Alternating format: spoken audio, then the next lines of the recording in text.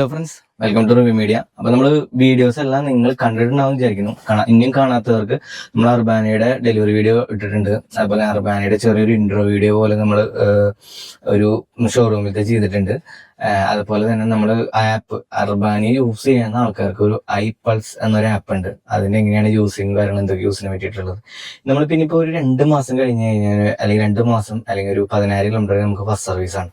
എല്ലാവർക്കും ഉള്ളൊരു ഡൗട്ടാണ് അർബാനി എടുക്കുക അല്ലെങ്കിൽ ഒരു നമ്മൾ ഇനോവ ക്രിസ്റ്റ അല്ലെങ്കിൽ ഒരു ഫോർച്യൂണർ വാങ്ങിക്കുന്നതിന് പകരം അർബാനി എടുത്തിട്ട് യൂസ് ചെയ്യുന്ന ആൾക്കാർ എത്രത്തോളം സർവീസുകാരുണ്ട്, അല്ലെങ്കിൽ അർബാനിയെ തന്നെ യൂസ് ചെയ്യുന്ന ആൾക്കാർ അല്ലെങ്കിൽ മറ്റുള്ള വണ്ടികൾ യൂസ് ചെയ്യുന്ന ആൾക്കാർക്കും എത്രത്തോളം കാര്യം കോസ്റ്റ് അല്ലെങ്കിൽ എന്തോരത്തോളം റിവ്യൂ ലെവലിലുള്ള നമുക്കൊരു വീഡിയോ ആണ് നമ്മൾ ചെയ്യുന്നത്. കാരണം ഫസ്റ്റ് സർവീസ് എന്റെ കഴിഞ്ഞു, എത്രത്തോളം കോസ്റ്റ് കാര്യങ്ങൾ വന്നിട്ടുണ്ട്. പിന്നെ അതുപോലെ തന്നെ ഈ 2 മാസം യൂസ് ചെയ്തിട്ടുള്ളതിന്റെ എത്രത്തോളം എനിക്ക് തോന്നിയിട്ടുള്ള കാര്യങ്ങൾ. ഞാൻ ഫസ്റ്റ് സർവീസ് എന്ന് പറയുന്നത് എഞ്ചിൻ ഓയിൽ ഫിൽട്ടർ, അതുപോലെ തന്നെ ഗിയർ ഓയിൽ, ആക്സൽ ഓയിൽ, അങ്ങനത്തെ മെയിൻ ആയിട്ടുള്ള ഫസ്റ്റ് സർവീസിൽ മെയിൻ ആയിട്ടുള്ള പാർട്സ് മാറി. കാരണം എന്റെ 10,000 കിലോമീറ്റർ ഒന്നും എത്തിയില്ല, ഏകദേശം ഒരു 4,000 കിലോമീറ്റർ ആണ് എത്തിയിട്ടുള്ളത്.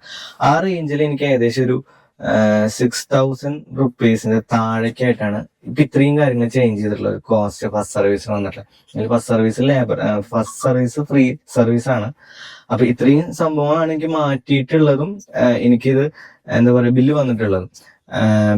എനിക്കറിയില്ല ഇതിപ്പോ എത്രത്തോളം. കാരണം മറ്റുള്ള വണ്ടികൾ വെച്ച് നോക്കുമ്പോൾ നമ്മളിപ്പോ ഒരു ഇന്നോവ എടുത്താലും ക്രിസ്റ്റ എടുത്താലും എനിക്ക് തോന്നുന്നു കുറച്ചുകൂടി കൂടുതൽ കോസ്റ്റ് ആയിരിക്കും വരാമെന്ന് തോന്നുന്നു. എനിക്കറിയില്ല. അപ്പൊ അതിനെ പറ്റി അറിയുന്നവരും ജസ്റ്റ് വണ്ടി യൂസ് ചെയ്യുന്നവരെടുത്ത് ഒന്ന് കമന്റ് ചെയ്യാം. അപ്പൊ ഇത്രയും കോസ്റ്റ് ഒരു 6,000 റുപ്പീസ് ആണ് എനിക്ക് ഫസ്റ്റ് സർവീസ് വന്നത് 2 മാസത്തെ. ഇനി അടുത്ത സർവീസ് വരുന്നത് 3 മാസം കഴിഞ്ഞിട്ട് ആണ് നമുക്ക് അടുത്ത സർവീസ് വരുന്നത്. 150 days ആകുമ്പോഴാണ്. ഇനി നമ്മൾ ഓടിച്ചു വന്നിട്ടുള്ള കിലോമീറ്ററിനെ പറ്റിയും നമ്മൾ വണ്ടി യൂസ് ചെയ്തതിനെ പറ്റിയും നമ്മളെ അഭിപ്രായമാണ് പറയുന്നത്. നമുക്ക് ഏകദേശം ഒരു 4,000 താഴെ കിലോമീറ്റർ മൊത്തം സ്പീഡ് മീറ്ററിലായിട്ടുണ്ടെങ്കിലും നമ്മൾ 1,700 കിലോമീറ്റർ സംതിങ്ങിലാണ് നമുക്ക് വണ്ടി കിട്ടിയിട്ടില്ല. കാരണം ഈ വണ്ടി ട്രക്കിലോ അങ്ങനെ ഒന്നല്ല, കണ്ടെയ്നറിലോ ഒന്നല്ല വരുന്നത്. ഡയറക്റ്റ് ഗുജറാത്തിൽ നിന്ന് വണ്ടി ഓടിച്ചിട്ടാണ് വരാമെന്ന് ഓൾമോസ്റ്റ് എല്ലാവർക്കും അറിയാമെന്ന് വിചാരിക്കുന്നു. അപ്പോൾ ആ ഒരു കിലോമീറ്റർ കഴിഞ്ഞിട്ടുള്ളതിൽ ഞാൻ ഒരു 2,000 കിലോമീറ്ററിന് താഴേക്കാണ്, 2,000 കിലോമീറ്ററിന്റെ മേലേക്ക് അടുത്ത് കിലോമീറ്റർ ഓടിച്ചിട്ടുണ്ട്. അതിലെനിക്ക് എക്സ്പീരിയൻസ് ചെയ്തിട്ടുള്ള കാര്യങ്ങള്, വണ്ടിയുടെ കംഫർട്ട്.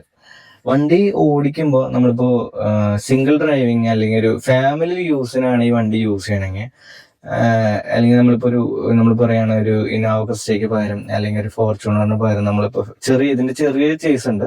അപ്പൊ ആ രീതിയിൽ പറയുമ്പോൾ ഇത് ലോങ് ചേസ് വണ്ടിയാണ്. 17 സീറ്റ് അടക്കമുള്ള ഡ്രൈവർ അടക്കം 17 സീറ്റുള്ള വണ്ടിയിൽ നമ്മളിപ്പോ ഒറ്റയ്ക്ക് ഡ്രൈവറായി ഓടിക്കുമ്പോൾ അല്ലെങ്കിൽ ഒരു 3-4 പേരുണ്ടെങ്കിലും വണ്ടിയുടെ സസ്പെൻഷൻ വെയിറ്റ് അത്രയും വരാത്ത കാരണം ചെറിയ ചാട്ടം കാര്യങ്ങളും ഉണ്ട് വണ്ടിക്ക്. കാരണം ഇപ്പൊ ഞാനിപ്പോ സിംഗിൾ ഡ്രൈവിംഗ് ഓടിക്കുകയാണെങ്കിലും കുഴിയിൽ അമ്പലി ചാടും. പക്ഷെ അത്യാവശ്യം ഒരു 10 പേര് 12 പേര് വണ്ടിയിൽ കയറിയ കംഫർട്ട് എന്ന് പറയുന്നത് അടിപൊളി കംഫർട്ടാണ്. നമ്മൾ കാർ ഓടിക്കുക അല്ലെങ്കിൽ ഒരു കൂടിയ വണ്ടികൾ ഓടിക്കുമ്പോൾ നമ്മളിപ്പോ ഒരു ഇന്നോവ ക്രിസ്റ്റയാണ് അല്ലെങ്കിൽ ഫോർച്യൂണർ എടുക്കുമ്പോൾ എനിക്കത് കമ്പാരിസൺ എങ്ങനെ പറയേണ്ടതെന്ന് എനിക്കല്ല. എന്നാൽ നമ്മുടെ ഒരു ഇതനുസരിച്ച് എക്സ്പീരിയൻസ് അനുസരിച്ച് പറയുമ്പോൾ ഭയങ്കര കംഫർട്ടാണ് വണ്ടി. അത്യാവശ്യം ലോഡ് വരുമ്പോൾ ഉള്ളത് അതിൽ നമ്മൾ 1-2 ഇപ്പോൾ അത്യാവശ്യം നമ്മൾ ശബരിമല ട്രിപ്പ് പോയി, വയനാട് ട്രിപ്പ് പോയി.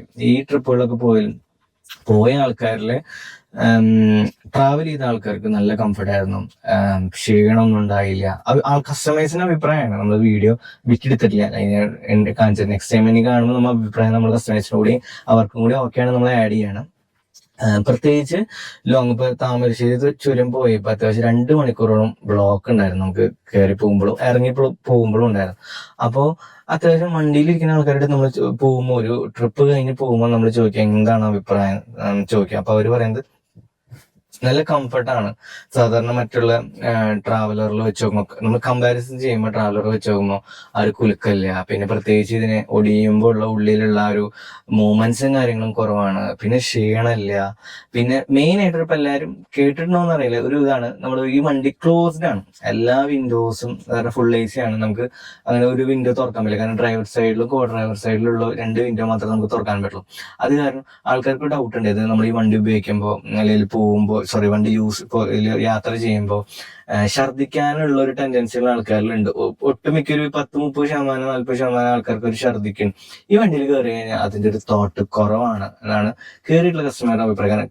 നമ്മുടെ വണ്ടിയിൽ ഒരു യാത്ര ചെയ്ത കസ്റ്റമേഴ്സ് ഗുളിക കഴിച്ച് ഛർദ്ദിക്കാതിരിക്കാൻ ഗുളിക കഴിച്ചിട്ട് ഈ യാത്ര ചെയ്ത ആൾക്കാരുണ്ട്. അവര് പോലും ഛർദ്ദിക്കാതെ ഇരുന്നിട്ടുള്ള ഒരവസ്ഥ നമുക്ക് ഫീൽ ചെയ്ത്. പല ശബരിമലയ്ക്കാണെങ്കിൽ അത്യാവശ്യം നിങ്ങൾക്ക് നല്ല ഹൈ റേഞ്ച് ഉള്ള ഏരിയ ആണ്, അതായത് താമരശ്ശേരിയാണ്. അപ്പൊ അതിലൊക്കെ നല്ല കംഫർട്ടാണ് കസ്റ്റമേഴ്സില്. ഇതില് അവരഭിപ്രായം നമുക്ക് കിട്ടിയിട്ടില്ല, ഡയറക്റ്റ് അഭിപ്രായം കിട്ടില്ല. പിന്നെ നമ്മൾ ഡ്രൈവ് ചെയ്യുന്ന ആളെ സംബന്ധിച്ചിടത്തോളം വണ്ടീനെ പറ്റി പറയുമ്പോൾ എനിക്ക് ഉണ്ടായ ഇപ്പൊ പോസിറ്റീവ് ഞാൻ പറഞ്ഞു. ഇതിൽ പിന്നെ പോസിറ്റീവില് കുറെ ഗുണങ്ങൾ ഈ വണ്ടിയിലുണ്ട്.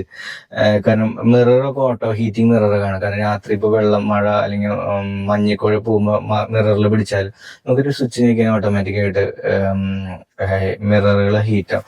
കാരണം അതിനെപ്പറ്റി കൂടുതലൊന്നും വീഡിയോ ചെയ്തില്ല. ഞാൻ എങ്ങനെയാണ് അതിന്റെ സ്വിച്ചും കാര്യങ്ങളൊക്കെ ഒരു ഇതിൽ ഞാൻ കാണിച്ചു തരാം പിന്നെയുള്ള വീഡിയോയില്.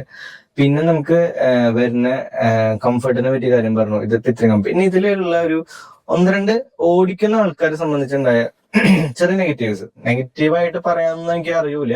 എനിക്കുണ്ടായ ഒരു എന്താ പറയുക, ഒരു വിഷമം അല്ലെങ്കിൽ എനിക്കുണ്ടായ ഒരു അഭിപ്രായത്തിനെയാണ് പറയുന്നത്. നമ്മൾ ബ്രേക്കിന്റെ കാര്യത്തിനെ പറ്റിയും ക്ലച്ചിന്റെ കാര്യത്തിനെ പറ്റിയും, ഇതിന് രണ്ടിന്റെയും ക്ലച്ചും ബ്രേക്കും വാക്യൂമാണ് അതിന്റെ വർക്ക് ചെയ്യുന്നത്.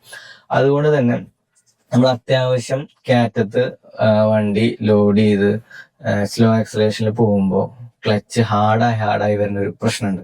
കാരണം നമ്മൾ കയറ്റത്ത് പോയി ഒന്ന് ചവിട്ടി നിർത്തി പിന്നെ ചെറിയ അനക്കി എടുത്തു കഴിഞ്ഞു കഴിഞ്ഞാൽ ക്ലച്ച് ഹാർഡായിട്ട് പിന്നെ നമുക്ക് ക്ലച്ച് ചവിട്ടാൻ പറ്റാത്ത അവസ്ഥ വരുന്നുണ്ട് ഈ വണ്ടിയിൽ. അപ്പൊ ഞാനത് ഷോറൂമിൽ വിളിച്ചു പറഞ്ഞത് അവരത് വാക്യൂമിലാണ് ക്ലച്ച് വർക്ക് ചെയ്യുന്നത്. അതുകൊണ്ട് തന്നെ നമ്മുടെ ആക്സിലേറ്റർ കുറച്ച് ഒന്ന് ഹാൻഡ് ബ്രേക്ക് വലിച്ച് ഒന്ന് ആക്സലേഷൻ കൊടുത്ത് അതിന്റെ ഒരു വാക്യൂം ക്ലിയർ ആയി കഴിഞ്ഞാൽ പിന്നെ കറക്റ്റ് ആവുന്ന പറഞ്ഞു. അപ്പൊ അതൊന്ന് വണ്ടി എടുക്കുന്ന ആൾക്കാരും വണ്ടി ഓടിക്കുന്ന ആൾക്കാരും ശ്രദ്ധിക്കണം. കാരണം അത് മൂലം ചിലപ്പോൾ ആക്സിഡന്റ് ഉണ്ടാവാനായിട്ട് ഒരു ചാൻസസ് ഉണ്ട്.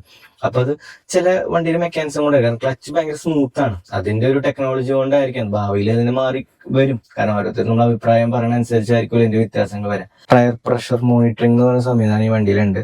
പക്ഷെ അത് നല്ലതാണോ എന്ന് ചോദിച്ചാൽ നല്ലതാണ്. പക്ഷെ ചില സമയത്ത് അതിന് ചെറിയൊരു ബഗ്ഗർ പോലെ വരുന്നുണ്ട്. ചില സമയത്ത് കയറ്റത്ത് വെച്ചിട്ട് 0-0 ആയി. അപ്പോ കുറച്ച് കഴിഞ്ഞ് നിർത്തിയിട്ട് പോകുമ്പോൾ 0 ആയി. പിന്നെ കുറച്ച് കഴിഞ്ഞ് മൂവി തുടങ്ങിയപ്പോൾ വീണ്ടും റെഡി. അപ്പോൾ അങ്ങനെ ആൾക്കാർ എന്തെങ്കിലും പെട്ടെന്ന് പാനിക് ആവണ്ട, പിന്നെ ചിലപ്പോൾ റെഡിയാവും. അപ്പൊ ടയർ അങ്ങനെയൊന്നും പെട്ടെന്ന് 0-0 ആവില്ല എന്നറിയാലോ, പറയാൻ പറ്റില്ല പഞ്ചറുണ്ടെങ്കിൽ തന്നെ.